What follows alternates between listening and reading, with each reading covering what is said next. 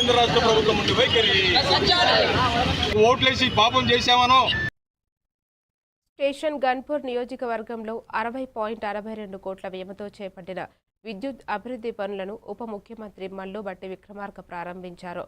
Warangal MP Kadiyam Kavya మాట్లాడుతూ గృహజ్యోతి పథకం కింద 200 యూనిట్ల ఉచిత విద్యుత్తో ప్రజలకు లాభం జరుగుతోందని తెలిపారు. ఎమ్మెల్యే కడియం శ్రీహరి దేవాదుల ప్రాజెక్టు ఉచిత విద్యుత్తుతో వ్యవసాయం అభివృద్ధి చెందిందని చెప్పారు. అధికారులు నాణ్యమైన నిరంతర విద్యుత్ సరఫరాపై దృష్టి పెట్టాలని తెలిపారు. ఇదే సంవత్సరం 72.22 లక్షల మెట్రిక్ టన్నులు కొనుగోలు చేస్తే ఈ సంవత్సరం ఇదే తేదీ కల్లా 72.3 ప్రభుత్వం తీసుకుంటున్నటువంటి అనేక చర్యల వల్ల ఈరోజు దిగుబడి పెద్ద ఎత్తున ఈ రాష్ట్రంలో ఏర్పడింది.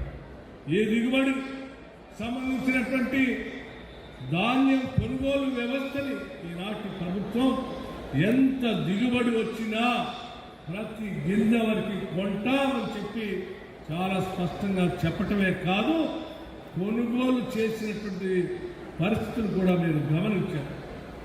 కొన్ని రఘునాథపల్లి మండల కేంద్రంలో 132/33 kV సబ్స్టేషన్ ఉన్నది.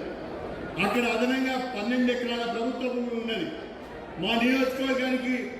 మా నియోజకవర్గానికే కాకుండా పాలకుర్తి జనగానం కూడా ఉపయోగపడే విధంగా రఘునాథపల్లి మండల కేంద్రంలో ప్రస్తుతం ఉన్న 132/33 kV సబ్స్టేషన్ 220 kV సబ్స్టేషన్ గా అప్గ్రేడ్ చేయాలని చెప్పి నేను విజ్ఞప్తి చేస్తున్నా.